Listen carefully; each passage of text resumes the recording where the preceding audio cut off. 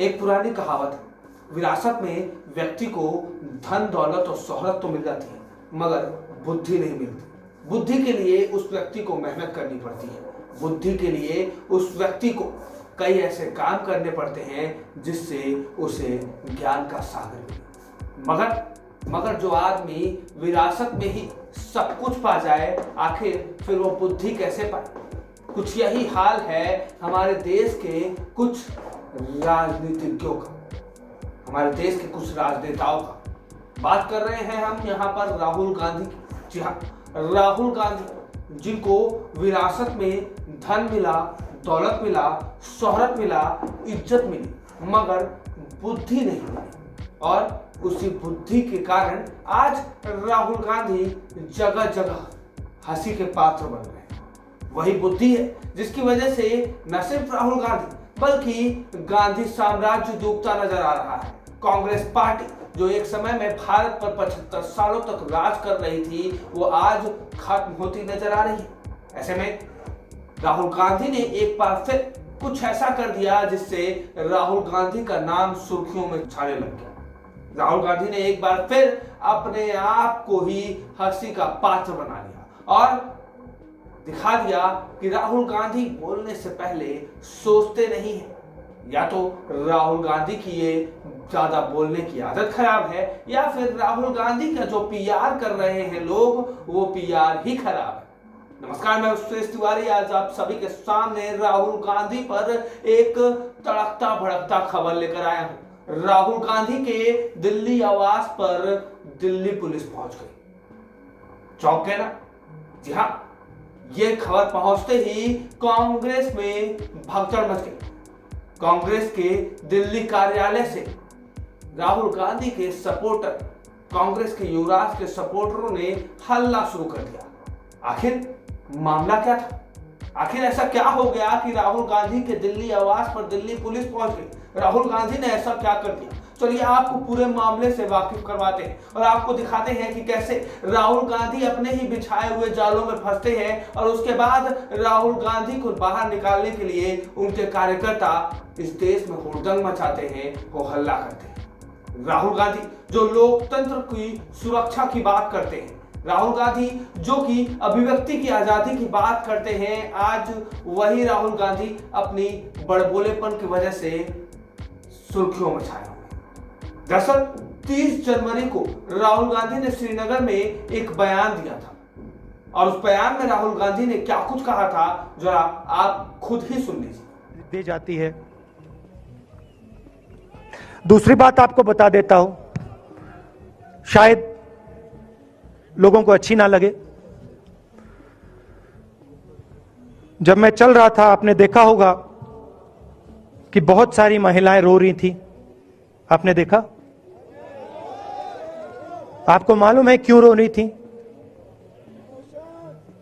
नहीं, उसमें से बहुत सारी महिलाएं इमोशनल थी, मुझसे मिलकर रो रही थी, मगर उसमें बहुत सारी ऐसी भी महिलाएं थी जिन्होंने मुझे बोला कि उनके साथ बलात्कार हुआ है, उनको किसी ने मोलेस्ट किया है, उनके किसी रिश्तेदार ने उनको मोलेस्ट किया है। और जब मैं उनसे बोलता था, बहन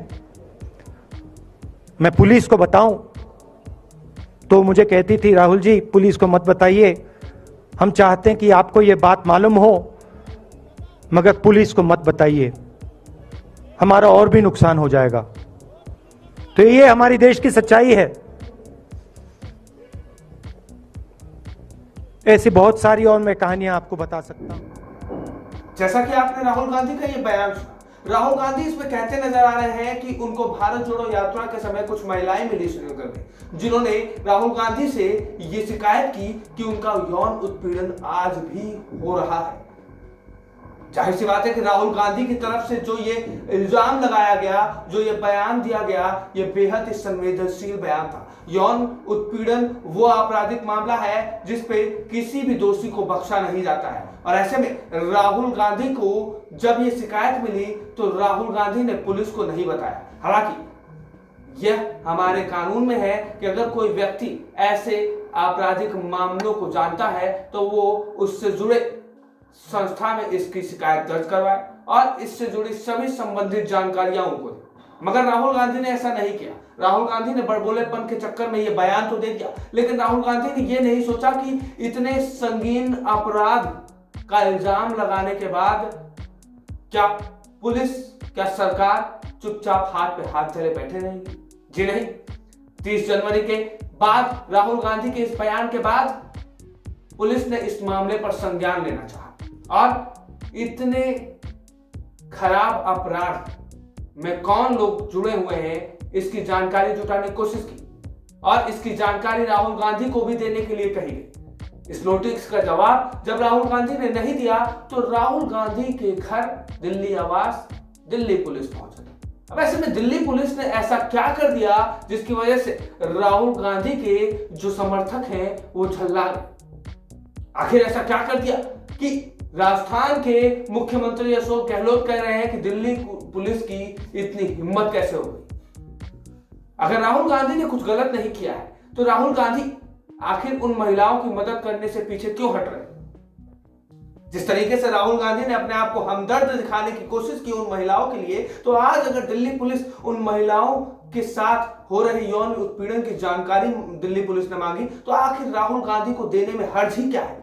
और आखिर कांग्रेस कार्यकर्ताओं को इससे परेशानी क्या है? कहीं ऐसा तो नहीं कि राहुल गांधी ने सरकार को नीचा दिखाने के लिए, राहुल गांधी ने पुलिस प्रशासन को नीचा दिखाने के लिए यह मनगढ़ंत आरोप खुद ही रच दिया था?